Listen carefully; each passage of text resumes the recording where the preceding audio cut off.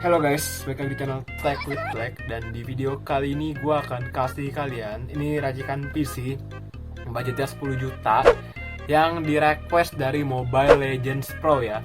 Bro, minta rekomendasi spek nih. Gue mau rakit PC budgetnya 10 juta pas buat main GTA 5 RP atau roleplay. Tolong dijawab, udah subscribe. Ya udahlah ya, kita langsung aja ke videonya. Jangan lupa like, comment, dan subscribe. Dan intro.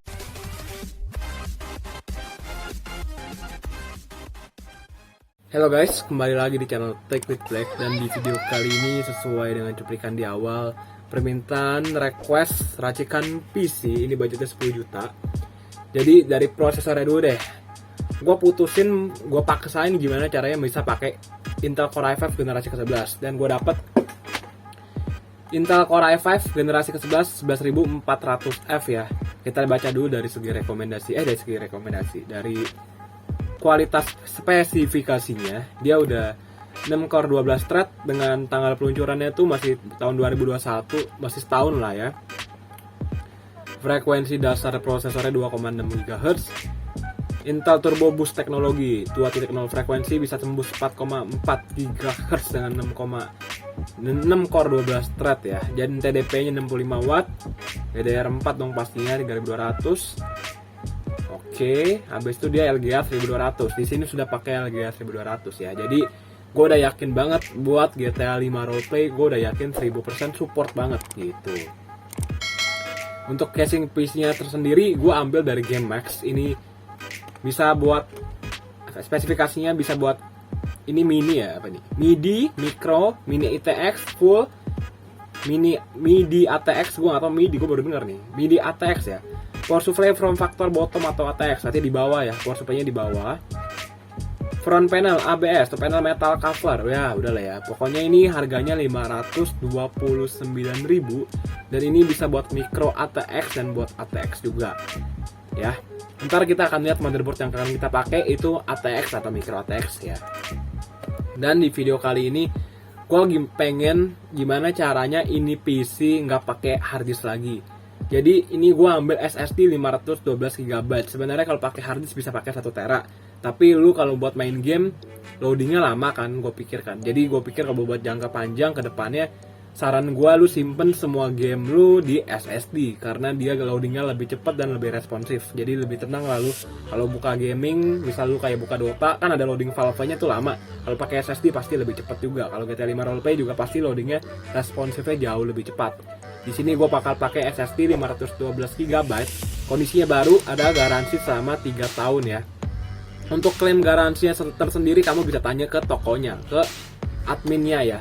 Dan untuk bootingnya tersendiri gue ambil dari SSD M.2 SATA. Ini dari Headforce Hyper ya. Ini udah SATA NVMe by the way. Udah 128 GB ini dari Midas Force. Menurut gue kalau untuk booting 128 GB cukup ya. Dan ini udah pakai M.2 SATA. Jadi menurut gue udah lebih dari cukup untuk bootingnya. Dan untuk penyimpanannya kita pakai yang SATA 3. Udah mantep lah ya. Untuk RAM-nya sendiri, gue pengen kita ambil 3600 MHz, jadi kita ambil dari 16 GB, 2x8 GB dari Corsair, garansi lifetime. Kalau garansi lifetime artinya kalau rusak langsung bisa ganti baru, gitu. Harganya 1,3 juta, belum termasuk ongkir, BTW. Nah ini, untuk motherboardnya kita ambilnya ASRock B560 Steel Legend ya, LGA 1200 ATX. Dan by the way, tadi casing kita udah support juga ya. Ya, jadi ini udah support juga MIDI, micro, mini ATX, full ATX. Jadi udah nggak ada persoalan. Bisa sampai 4800 ya. Jadi ini Intel generasi dari 4 up to 3200. Oke, berarti mungkin dia bisa jalan di angka 3200 MHz. Sebenarnya RAM-nya ini ambilnya 3600 MHz. Mungkin karena XMP dari motherboardnya supportnya cuma 3200 MHz. Jadi kemungkinannya RAM-nya cuma akan bisa berjalan di angka 3200 MHz. Kalau menurut kalian saya salah, komen di bawah, benerin kalau gue salah. Gue pengen sih belajar dan kita akan belajar bareng-bareng juga gitu. Dan gue udah yakin ini juga bisa overclocking, udah pasti nih motherboard oke banget. Kalian udah bisa lihat dari heatsinknya juga terbuat dari besi alloy dan VRM-nya juga bener-bener pasti dingin banget karena heatsinknya juga udah ciamik banget. Dan jangan lupa ini udah RGB juga, mantap ya.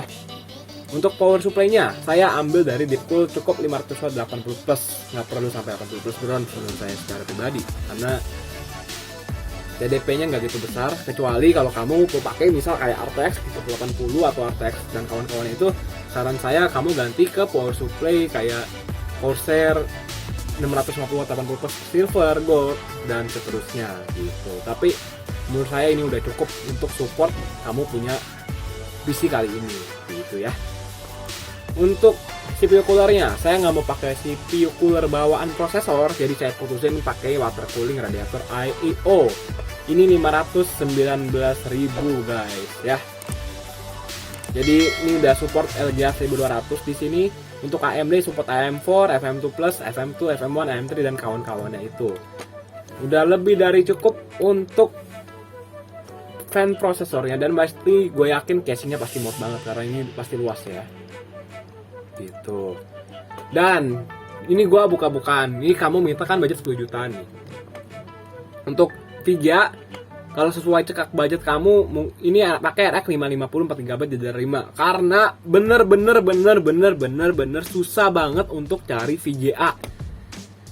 Itu bakal over budget banget. Ini harganya 10 juta, ini aja masih overkilling lebih sejuta gitu loh. Bukannya kamu kalau saya nambah sejuta, PC masih oke lah ya. Makanya tiap rakit PC nggak bisa ngepas gitu. Kalau kamu targetnya 10 juta, paling nggak siapin 11 juta. Kalau kamu misal rakit PC 15 juta, siapin paling nggak 17 juta. Buat cadangan pegangan ke depan. Kalau misalkan ada yang nggak di luar dugaan. Itu kalau saya rakit PC sih. Kalau saya punya budget 5 juta, yang rakit PC budget 5 juta, minim ya paling nggak 6 juta megang lah. Buat jaga-jaga, buat nambah-nambah bisa jadi 5 juta 500 atau 5,8. Karena beli PC itu kadang-kadang nggak bakal pernah tepat sesuai harga kita. Bisa lebih atau mungkin bisa lebih murah gitu. Syukur-syukur ngepas gitu. Atau mungkin langsung beli langsung jadi gitu kan. Ini 2.726.000. Ini kita pakai RX 550 4GB kalau kamu mau beli nih. Tapi rekomendasi saya sih pakai GTX 1650 Super gitu. Atau GTX 1650 yang biasa juga udah oke lah. Tapi di sini kan harganya ini 4 GB. Harganya 4 jutaan guys. Kalau kamu pakai GTX 1650 jadinya mungkin 13 juta. Ini bedanya bisa 2 juta gitu. Makanya bingung nih. Tapi kalau kamu pakai GTX 1650 tapi juga power supply juga masih oke kok. Masih support. Kecuali kalau kamu pakai RTX 3080 itu udah sumpah mati kamu ganti. Jangan sampai nggak ganti. Dan ini saya masih yakin untuk live streaming pun kalau kamu misal mau jadi content creator masih jalan banget. Untuk editing juga masih oke banget. Buat gaming udah oke banget gitu. Buat kerja apalagi. Tapi tergantung kamu kerja apa dulu. Kalau buat kerja kayak Blender gitu-gitu, menurut saya sih butuh yang lebih bagus lagi gitu ya. Dan di sini kita fokusnya berarti ini ya, kita ambilnya Intel i5 11400F. Ini kan kita RAM-nya 16GB nih. i5 11400F kita pakai RX 550. Ini bukannya habis gimana guys ya, karena balik lagi ke ini sih, ke budget ya. Karena pakai GTX 1650 saya udah cari yang harganya kisaran 3 jutaan pun nggak dapet gitu. Mungkin bekas-bekas syukur-syukur ada dapet 3 jutaan bekas gitu kan. Atau mungkin harganya ini saya pakainya RX 550 aja 2 jutaan. Ini kayak mungkin kalau kalian bisa dapat GTX 1650, kalau ini PR nih motherboardnya mungkin ya. Casingnya lebih murah lagi, turunin lagi mungkin yang 200 ribuan bisa. Pakai hard disk. Aduh ini banyak ditekan sih. Habis itu ini pakainya SSD 3 buat booting. Ini pakainya yang RAM 2x4GB, irit lagi tuh. Motherboardnya bisa pakai yang di bawah ini lagi, B450 kalau nggak salah ya. Ya, habis itu Astro B450 itu itu AM4 kok itu kan. Gue suka ketukar-tukar cok. Yang di bawahnya ini mana ya? Motherboard di bawah. Motherboard LGA 1200 kita cari aja. Ada B560, ada B460 tuh. Ini bisa lebih jauh harganya. gitu. Motherboardnya bisa diturunin lagi. Power supply jangan. Bisa sebenarnya. Ini pakai fan processor bawaan bisa. Tapi estetikanya hilang. Estetikanya benar-benar nggak ada. Buat main game jadi lemot karena nyimpannya di hard disk. RAM-nya cuma 8 GB. Buat kita ngorbanin banyak hal buat dapetin VGA GTX 1650. Dibilang bijak, kurang bijak gitu. Kalau saran saya, kamu nabung lagi. Mending nabung dikit lagi deh. Nabung 3 juta lagi. Paling nabung 3 juta lagi udah dapet lah gitu ya. Tapi enaknya kalau kita rakit PC sendiri, racik sendiri tuh kita udah bisa kira-kira harga. Jadi gue punya duit misal 20 juta nih. Gue mau pakai ini, gue udah bisa kira-kira. Mungkin nambah atau kurang nih gitu. Kalau ada menurut gue bisa gue putar lagi, gue akal-akalin lagi. Tapi pasti ada yang dikorbanin sih gitu ya. Setiap racik PC pasti kayak gitu kok. Nggak mungkin. Pasti ada aja cobaannya. Bentar, ini 1400 lagi. Coba 1400 tuh dia cuma bedanya nggak ada APU sama nggak ada APU-nya kan ya. APU nggak ada iGPU-nya kan ya. Kalau ini kan nggak ada iGPU-nya nih. Gue ingat banget nih kalau F itu nggak ada iGPU-nya. Kalau ini ada iGPU-nya. Cuma dari segi spesifikasi sama, 4,4, 2,6 segala macam sama. Cuma dia ini dia $157, yang ini harganya $180, lebih mahal.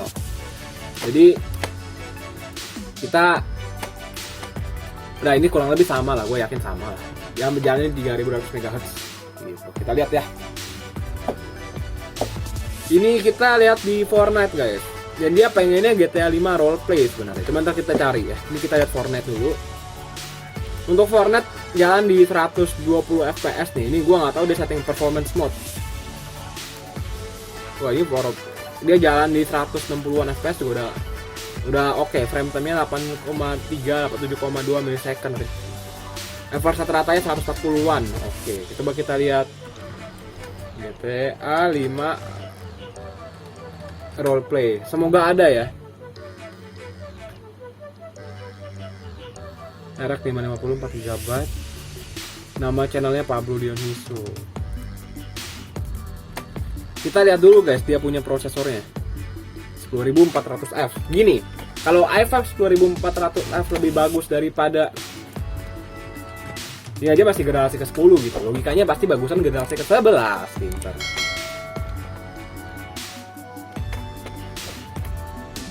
Gue salah ya? Gue salah dong. Masa? Bukan bagusan generasi ke-11. Gue baca ya. Kan gue ambilnya generasi ke-11 tuh. Ini generasi ke-10. Dia 2,6 4,4. Ini 2,9 4,3.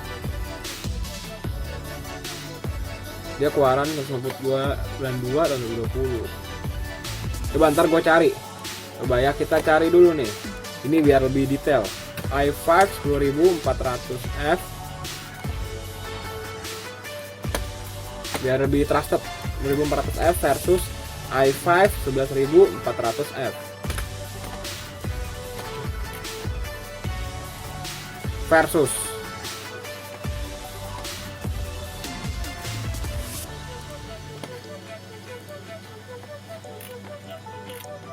Intel Core i5. Mengapa Intel Core i5 12400 lebih baik dibanding Intel Core i5 11400? Beda-beda tipis loh, say. Nggak sampai jauh banget loh.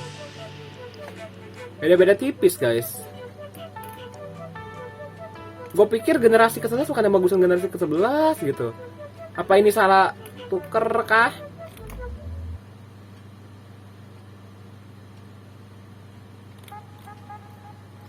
Monyet kakak otak gue. Bentar guys ya. Bodoh amat. Bagusan yang generasi ke ini ya. Coba. Kita cari yang YouTube. Pikiran gue bagusan generasi ke-11 loh.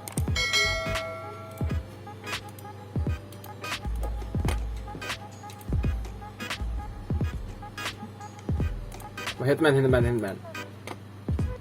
Tuh kan bagusan 1400F kan, bener kan? Masa iya? Ini 144 fps, ini 220 fps.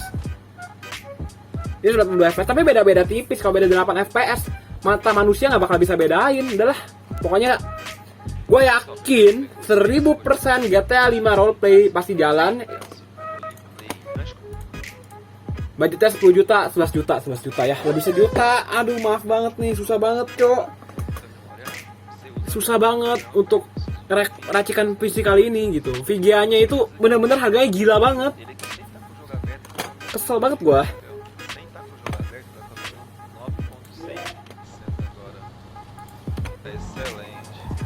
Jadi challenge-nya successful ya. Ini kita ambil generasi ke-11.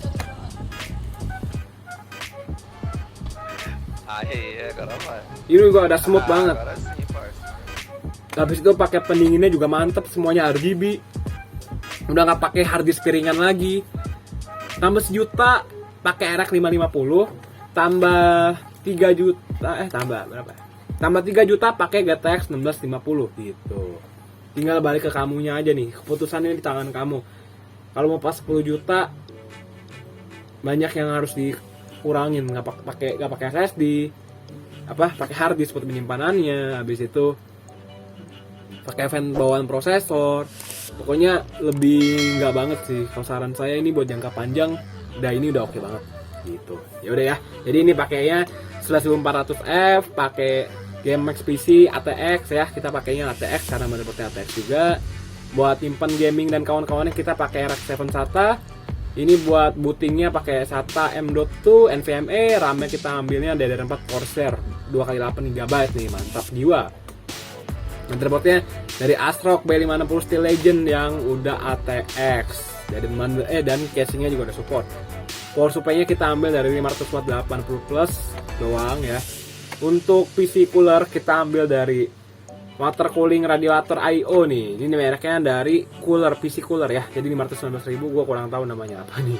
Tapi udah oke lah. Udah support RGA 1200. Untuk VGA-nya pakai RX 550. Kalau kalian merasa bisa pakai VGA yang lebih bagus ya GTX 550 gitu. Harganya bisa 10 juta pakai RX 550 dan GTX 1650 harganya 13 juta.